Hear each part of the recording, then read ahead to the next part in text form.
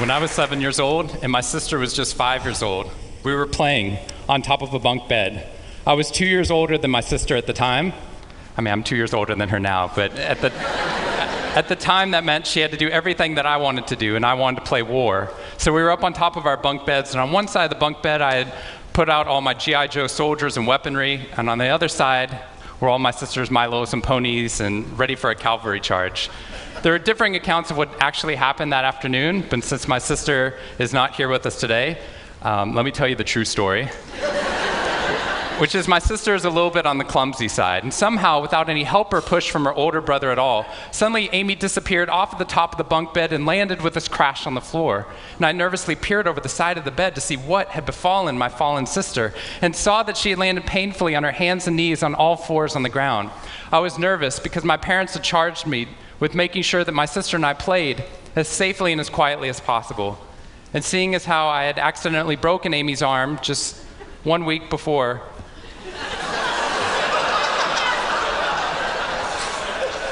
heroically pushing her out of the way of an oncoming imaginary sniper bullet, for which I have yet to be thanked. I was trying as hard as I could. She didn't even see it coming. I was trying as hard as I could to be on my best behavior, and I saw my sister's face this wail of pain and suffering and surprise, threatening to erupt from her mouth and threatening to wake my parents from the long winter's nap for which they had settled. So I did the only thing my little frantic 7-year-old brain could think to do to avert this tragedy. If you have children, you've seen this hundreds of times before. I said, Amy, wait, don't cry, don't cry. Did you see how you landed?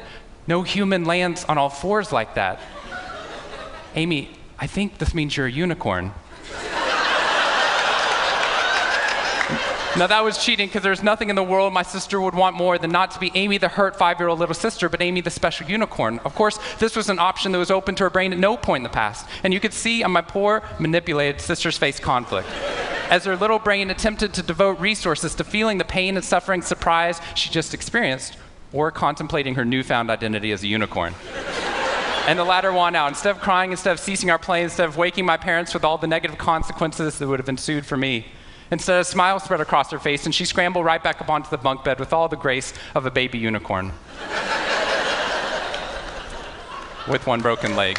What we stumbled across at this tender age of just 5 and 7, we had no idea at the time, was something that was going to be at the vanguard of a scientific revolution occurring 2 decades later in the way that we look at the human brain. What we had stumbled across is something called positive psychology, which is the reason that I'm here today and the reason that I wake up every morning. When I first started talking about this research outside of academia, out with companies and schools, the very first thing they said to never do is to start your talk with a graph. The very first thing I wanted to do is start my talk with a graph. This graph looks boring, but this graph is the reason that I get excited and wake up every morning. And this graph doesn't even mean anything. It's fake data. What we found is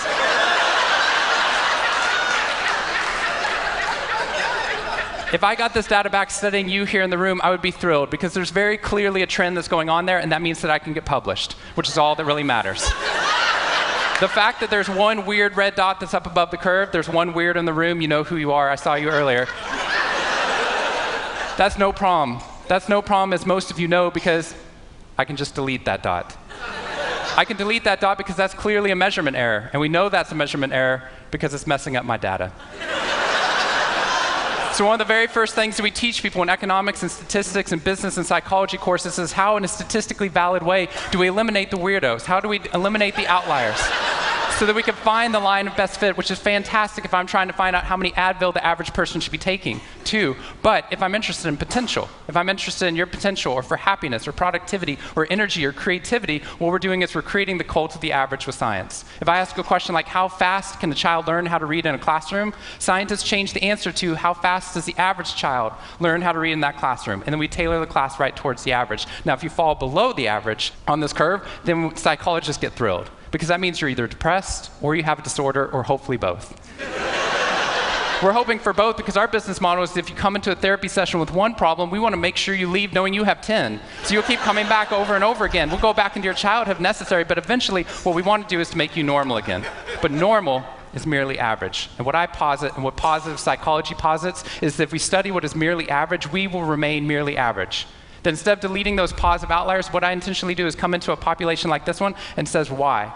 Why is it that some of you are so high above the curve in terms of your intellectual ability, athletic ability, musical ability, creativity, energy levels, your resiliency in the face of challenge, your sense of humor? Whatever it is, instead of deleting you, what I want to do is study you. Because maybe we can glean information, not just how to move people up to the average, but how we can move the entire average up at our companies and schools worldwide. The reason this graph is important to me is when I turn on the news, it seems like the majority of the information is not positive. In fact, it's negative. Most of it's about murder, corruption, diseases, natural disasters, and very quickly, my brain starts to think that's the accurate ratio of negative to positive in the world.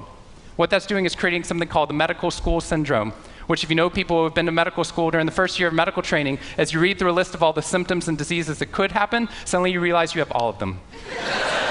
I have a brother-in-law named Bobo, which is a whole other story. Bobo married Amy the unicorn. Bobo called me on the phone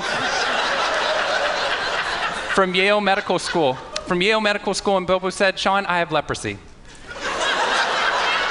Which even at Yale is extraordinarily rare.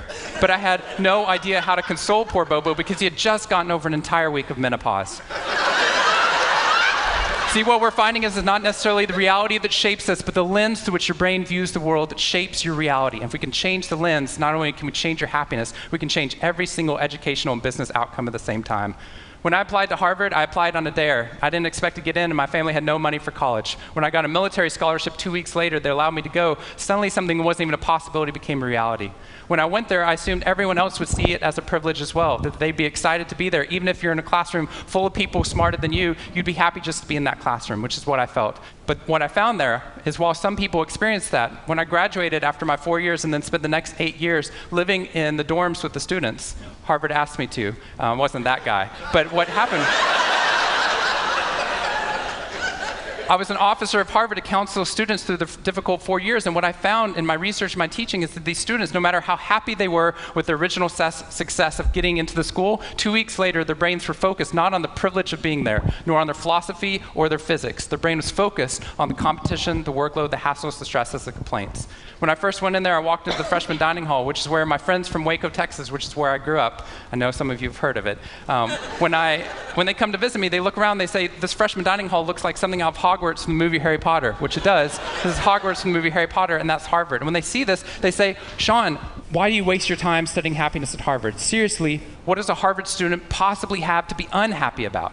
Embedded within that question is the key to understanding the science of happiness. Because what that question assumes is that our external world is predictive of our happiness levels. When in reality, if I know everything about your external world, I can only predict 10% of your long-term happiness.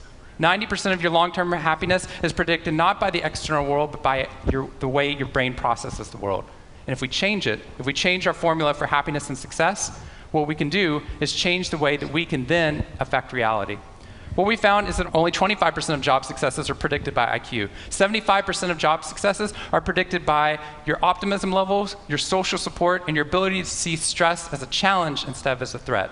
I talked to a boarding school up in New England, probably the most prestigious boarding school, and they said, "We already know that." So every year, instead of just teaching our students, we also have a wellness week, and we're so excited. Monday night, we have the world's leading expert coming in to speak about adolescent depression. Tuesday night is school violence and bullying. Wednesday night's eating disorders. Thursday night is illicit drug use. And Friday night, we're trying to decide between risky sex or happiness. I said that's most people's Friday nights.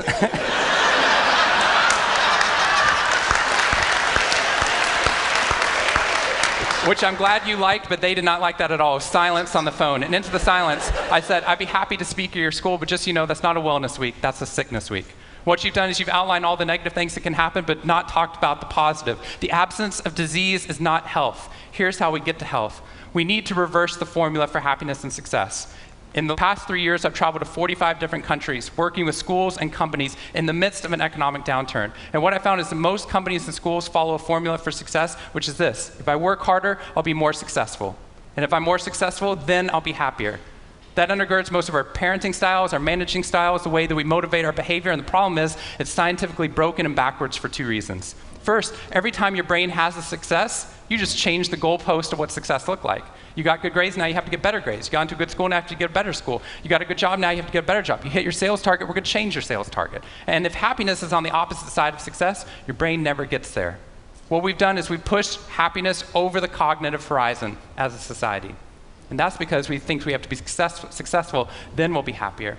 But the real problem is our brains work in the opposite order. If you can raise somebody's level of positivity in the present, then their brain experiences what we now call a happiness advantage, which is your brain at positive performs significantly better than it does at negative, neutral, or stressed. Your intelligence rises, your creativity rises, your energy levels rise. In fact, what we found is that every single business outcome improves. Your brain at positive is 31% more productive than your brain at negative, neutral, or stressed.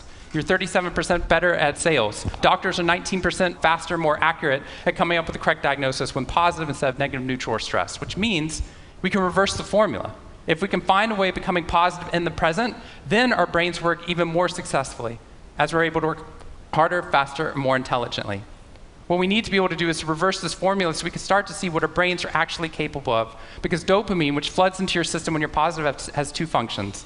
Not only does it make you happier, it turns on all the learning centers in your brain, allowing you to adapt to the world in a different way. We've found that there are ways that you can train your brain to be able to become more positive. In just a 2-minute span of time, done for 21 days in a row, we can actually rewire your brain, allowing your brain to actually work more optimistically and more successfully. We've done these things in research now in every single company that I've worked with, getting them to write down 3 new things that they're grateful for 21 days in a row, 3 new things each day. And at the end of that, their brain starts to retain a pattern of scanning the world not for the negative, but for the positive first. Journaling about one positive experience you've had over the past 24 hours allows your brain to relive it. Exercise teaches your brain that your behavior matters. We find that meditation allows your brain to get over the cultural ADHD that we've been creating by trying to do multiple tasks at once, and allows our brains to focus on the task at hand. And finally, random acts of kindness or conscious acts of kindness. We get people, when they open up their inbox, to write one positive email praising or thanking somebody in their social support network. And by doing these activities and by training your brain, just like we train our bodies, what we found is we can reverse the formula for happiness and success, and in doing so, not only create ripples of positivity, but create a real revolution. Thank you very much.